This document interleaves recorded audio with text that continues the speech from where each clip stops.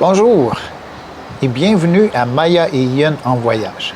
Je pense que cette semaine, j'en ai appris davantage sur l'histoire de la France que pendant toute ma vie, grâce au symbolisme dans cette statue.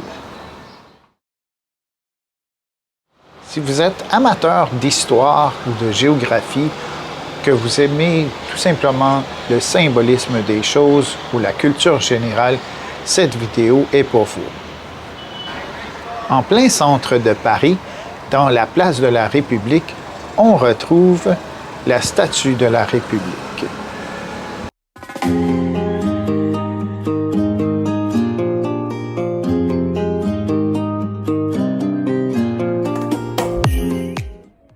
Elle existe depuis 1883 et voici quelques statistiques qui vous donnent une idée de sa taille.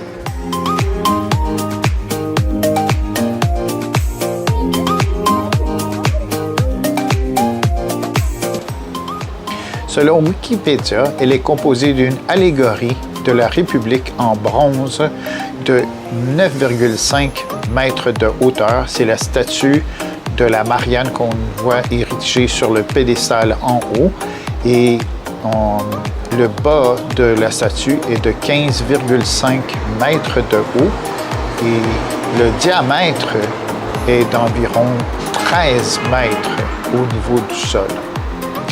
Ce que j'ai trouvé le plus intéressant, ce sont les 12 événements qu'on peut retrouver à la base. Si on marche dans le sens contraire des aiguilles d'une horloge, de la droite de la statue, on peut apercevoir 12 tableaux en relief qui décrivent 12 événements de l'histoire de la République française. C'est absolument extraordinaire. Je vais vous montrer ça en image dans quelques instants.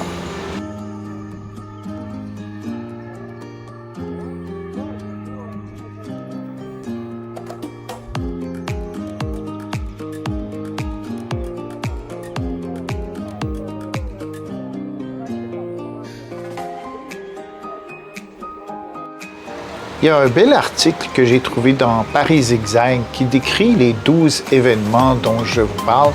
Et voici l'essentiel des 12 événements tels que décrits dans Paris Zigzag, qui est un site web qui vous décrit comment retrouver les sites les plus importants de Paris. Premièrement, l'événement 20 juin 1789, qui est le sermon du jeu de paume, qui était un discours fameux contre la royauté qui avait été prononcé dans la chambre de Paris.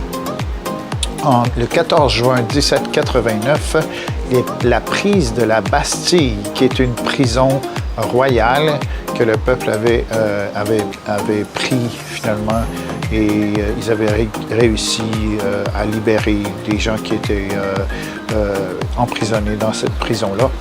Donc le 4 août 1789 marque l'abolition des privilèges féodaux en France.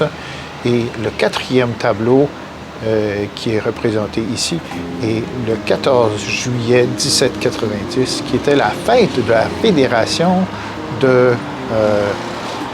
qui est finalement quelque chose qui a été célébré au Champ de Mars, et c'est décrit et illustré dans ce relief.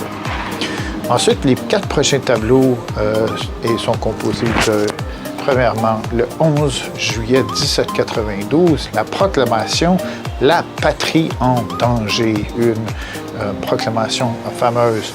Le 20 septembre 1792, on a la bataille de Valmy, dans laquelle les Français ont gagné contre les Prusses, une bataille militaire très importante dans l'histoire de la France.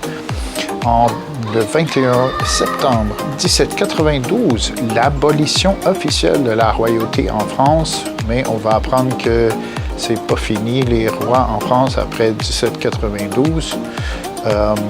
Donc ensuite, on a le 13 prairial en 2, le 1er juin 1794, qui est la victoire navale contre les Britanniques qui a eu lieu cette année-là. Le triomphe de Paris contre Charles X. Je vous disais que la royauté n'avait pas dit son dernier mot. Et j'ai fait une petite recherche et j'ai trouvé que Charles X, il avait continué à vivre à Versailles. Et il était de facto roi de la France. Il continuait de se déclarer roi de la France. Mais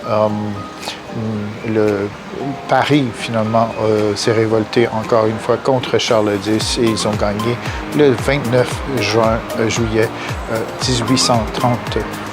Ensuite, les 3 derniers événements sont, premièrement, la Deuxième République. Alors, on parle de 3 républiques en France, et le suffrage universel. Et ça, c'était le 24 février 1848.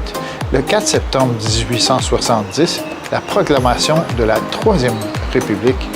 Et le 14 juillet 1880, c'était la première fête nationale, 91 ans après la prise de la Bastille et 90 ans après la première fête nationale. Et on sait que c'est le 14 juillet, encore une fois, qui était finalement toujours un anniversaire qui se répétait dans l'histoire plusieurs fois, où les Français se réjouissaient de la prise de la Bastille qui avait eu lieu le 14 juin 1789. Alors, j'espère que cette vidéo-là vous a informé un peu sur l'histoire de la France. Question de mettre dans une ligne de temps les événements favorables à la République et l'émancipation de la France contre la royauté. Et j'ai trouvé que cette statue-là est extraordinaire parce qu'elle m'en a appris beaucoup sur l'histoire de la France et je voulais partager avec vous cette belle histoire racontée dans un des monuments les plus incroyables de la ville de Paris. Suivez Maya et Ian en voyage pour d'autres nouveautés dans les prochains jours. On continue de vous livrer des contenus au sujet de Paris, au sujet du Liban et du Portugal pendant nos belles aventures. Alors, à bientôt. Merci d'avoir regardé et on se voit bientôt.